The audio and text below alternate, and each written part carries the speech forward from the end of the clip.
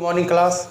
आज आप लोगों को अर्थशास्त्र का क्लास 1 बैंक का विकास पढ़ाया जाएगा।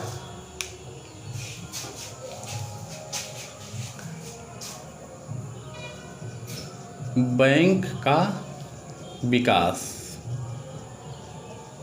यानी भारत में बैंक का विकास कैसे हुआ इसके बारे में बताया जाएगा। तो इस पर एक शब्द आता है मुद्रा बाजार।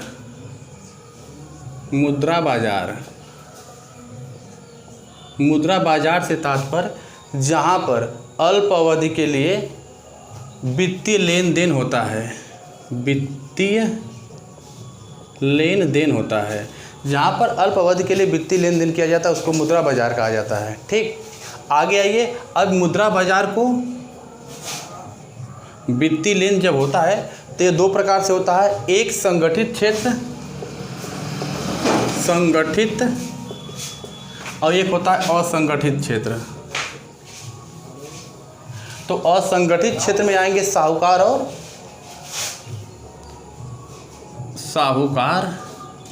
और बनिया लोग। ये असंगठित क्षेत्र में आएंगे। लेकिन संगठित क्षेत्र की जब बात आती है तो इसमें आते हैं बैंक। अब बैंक के नाम यहाँ पर आ गया तो अब यहाँ से स्टार्ट होगा आपका बैंक का इतिहास। मतलब भारत में बैंक कैसे स्टार्ट हुए, बैंक का इतिहास। देखिए, मुगल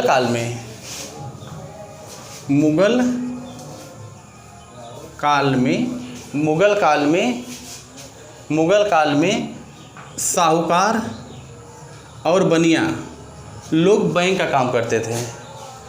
मुगलों के बाद आया ब्रिटिश शासन। ब्रिटिश वालों ने अपने बैंक के लिए एजेंसी गृह की स्थापना किए जो आधुनिक बैंक के समान ही कार्य करते थे। और ब्रिटिश काल में जब एजेंसी गृह हुए ये सिर्फ ईस्ट इंडिया कंपनी के लिए काम कर रहे थे। अतः भारत में पहला बैंक 1770 में, भारत में पहला बैंक 1770 में हिंदुस्तान नाम से कलकत्ता में बनाया गया। इस बैंक को बनाने वाली कंपनी का नाम था अलेक्जेंडर कंपनी।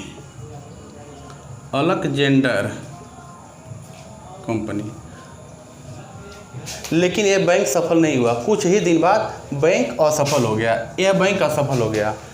तो भारत के 3 निजी अंशधारियों ने, हम भारत का मैप बना के आपको बता दे रहे हैं कहाँ पर चल रहा क्या। भारत के 3 अंशधारियों ने 3 स्थान पर, एक बैंक ऑफ बंगाल, बैंक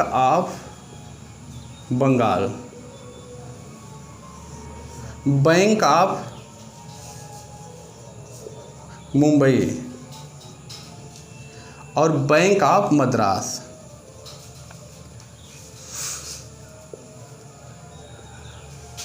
तीन बैंक खोला। इसका सन था 1806, 1840, 1843 में 3 बैंक खोला गया। यह तीनों बैंक काम कर रहे थे।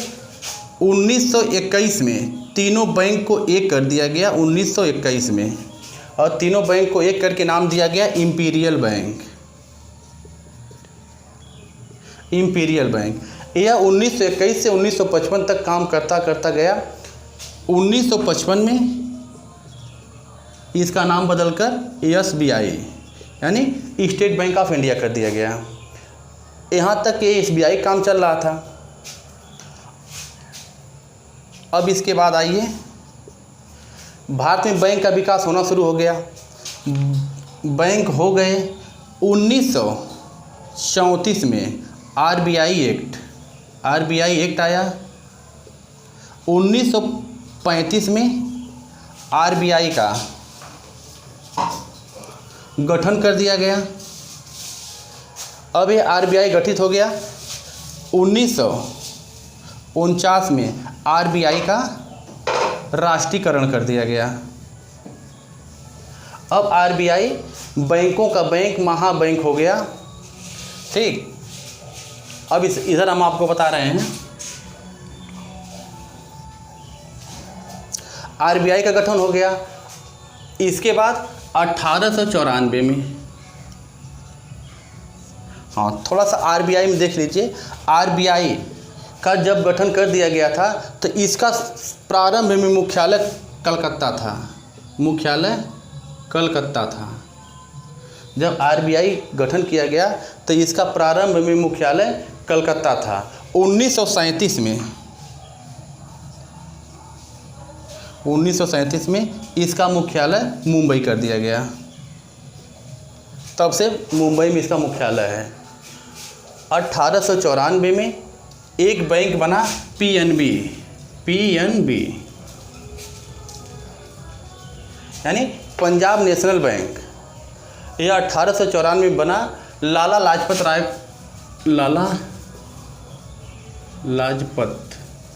राय के सुझाव पर। लाला लाजपत राय के सुझाव पर आरबीआई बैंक बना। यह पूर्ण रूप से भारतीय मुद्रा, यह पूर्ण रूप से भारतीय बैंक है। भारतीय बैंक है यानी इस बैंक को बनाने में जितना भी लगा है पैसा सब टोटल भारत का लगा था। और यह जो बैंक हिंदुस्तान वाला था इसमें विदेशी पूंजी लगी थी। तो भारत का पहला बैंक हिंदुस्तान बैंक है लेकिन विदेशी पूंजी वाला है। और भारत का भारतीय रुपया से बनने वाला बैंक पंजाब नेशनल बैंक है। इस प्रकार तो बैंकों का जन्म हो गया। अब बैंक का जब जन्म हो गया तो बैंक के बाद बैंक के लिए समिति बनाई गई। कुछ महत्वपूर्ण समितियां हैं जो बार बार परीक्षाओं में पूछता है, जिसमें चक्रवर्ती समिति है, चक्रवर्ती समिति है, दूसरी है नरसिम्हन फर्स्ट और नरसिम्हन सेकंड। यह दोनों समिति बैंक से संबंधित है। इसके बाद आई आपकी वर्मा समिति, दामोदरन समिति। इतनी समितियां जो हैं यह बैंक की हैं। मतलब बैंक से संबंधित हो तो परीक्षा में पूछता है कि निम्नलिखित में से कौन सी समिति बैंक से संबंधित है। तो इतनी समितियां जो हैं आपकी यह बैंक से संबंधित हैं। अब बैंक बन गया, इसका स्क्रीनशॉट आप लीजिए, उसके बाद मिटा के कहाँ पर मुद्रा का उत्पादन किया जाता है इसको हम बताएंगे।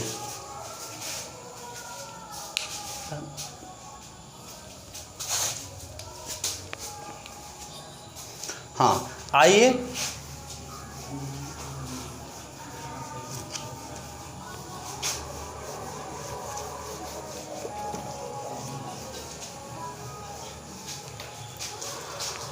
अब हम बताएंगे आपको कि मुद्रा भारत में कहाँ कहाँ छपती है। तो फिर भारत का मैप बनाया जा रहा है।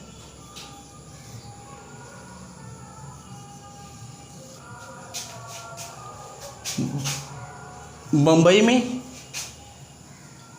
आपका मध्य प्रदेश, एक कलकत्ता, एक कर्नाटक, एक हैदराबाद। आंध्र प्रदेश में हैदराबाद है। तो देखिए मुंबई में दो जगह, नासिक रोड पर और एक नासिक रोड पर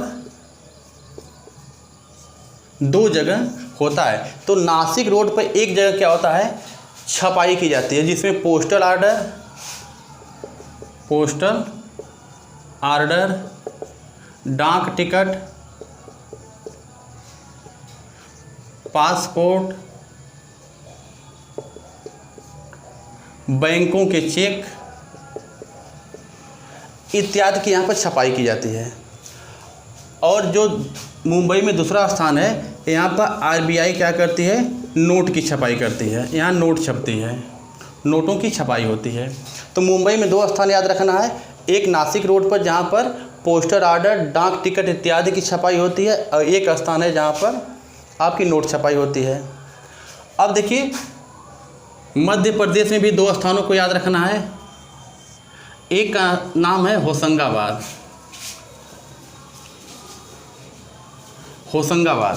अब होशंगाबाद में सिक्योरिटी पेपर मिल, सिक्योरिटी पेपर मिल है। होशंगाबाद में सिक्योरिटी पेपर मिल है। यहाँ पर नोट की छपाई और प्लस स्याही, नोट की छपाई और स्याही का उत्पादन होता है। जो होशंगाबाद में नोट की छपाई होती है यह आरबीआई के नियंत्रण में होती है। अब भारत को अगर इस तरह हम बांट दे रहे हैं तो उत्तर भारत ऊपर हो जाएगा, नीचे हो जाएगा दक्षिण भारत। आरबीआई अकेले पूरे भारत में नोटों की सप्लाई कर नहीं पा रही थी, इसलिए आरबीआई को सहयोग करने के लिए होशंगाबाद में नोटों की छपाई, सॉरी थोड़ा सा यहाँ मिस्टेक हो गया है, होशंगाबाद में सिक्योरिटी पेपर मिल है। यहाँ पर कागज़ बनाया जाता है, नोट और पोस्टर आर्डर इत्यादि के कागज़ बनते हैं। होशंगाबाद में सिक्योरिटी पेपर मिल है, यहाँ पर नोट और पोस्टर आर्डर इत्यादि के कागज़ बनते हैं। यहाँ से कागज़ बनते हैं और फिर यही कागज़ जाते हैं तो यहाँ पर नोट की छपाई होती है, ठीक है। और एक मध्य प्रदेश में एक देवास है। इस देवास में नोट की छपाई होती है और स्याही बनती है। नोट की छपाई होती है और स्याही बनाई जाती है। स्याही कौन स्याही बनती है? जो नोट पर छापने के लिए प्रयोग किया जाता है हुआ। तो मेरे समझ से दोनों क्लियर हो गया होगा। महाराष्ट्र में दो, एक जगह डाक टिकट इत्यादि की छपाई होती है, एक जगह नोट की छपाई होती है। मध्य प्रदेश में दो, होशंगाबाद है जहाँ पर नोटों की छपाई, नोटों और पोस्टर आर्डर के कागजात बनाए जाते हैं, कागज़ उत्पन्न होते हैं। और देवास में नोट की छपाई और स्याही। अच्छा, इतना हो गया। आप देखिए जो काम नासिक रोड पर होता है वही काम यहाँ पर होता है हैदराबाद में। हैदराबाद पेपर मिल, यहाँ पर भी पोस्टर आर्डर और डाक टिकट वाले कागज़ बनाए जाते हैं।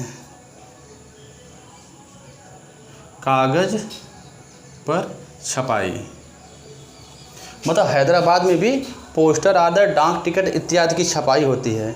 दक्षिण भारत में पैसों के आपूर्ति को पूरा करने के लिए एक मैसूर है और दूसरे का नाम है आपका बंगाल। मैसूर और बंगाल, बंगाल में नोट छापे जाते हैं।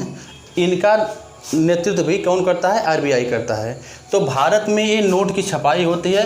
मुझको लग रहा है कि समझ में आ गया होगा कि महाराष्ट्र में दो स्थान याद रखिएगा, एक जगह डाक टिकट, एक जगह नोट। मध्य प्रदेश में दो स्थान याद रखिएगा, होशंगाबाद में सिक्योरिटी पेपर मिल जहाँ पर नोट के कागज़ बनाए जाते हैं। देवास जो है यहाँ पर नोट की छपाई या प्लस स्याही बनती है।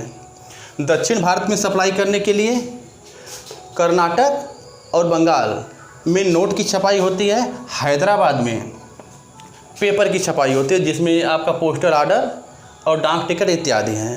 तो ये पोस्टर आर्डर डाक टिकट दक्षिण भारत के लिए हैं। यहाँ की नोट की छपाई दक्षिण भारत में सप्लाई होती है, ऊपर वाला जो है उत्तर भारत में सप्लाई होता है। तो मुद्रा कहाँ कहाँ छापी जाती है ये पता चल गया होगा। अब आपका थोड़ा सा बच गया, बता रहे हैं टकसाल यानी सिक्का कहाँ छपता है। पूरे भारत में सिक्का कहाँ छपता है, तो छोटी सी टॉपिक ध्यान रखिएगा। पूरे भारत में सिक्का 4 स्थान पर छपते हैं। 4 स्थान पर सिक्का छापे जाते हैं। एक है मुंबई, दूसरा है कलकत्ता, तीसरा है हैदराबाद और चौथा है यूपी का नोएडा। यहाँ पर सिक्कों की छपाई होती है। अब ये सिक्के छपते हैं, जहाँ पर सिक्का की छपाई होती है वहीं पर मेडल की छपाई होती है। जो इनाम उनाम पाया जाता है, मेडल भी यहाँ पर छपते हैं।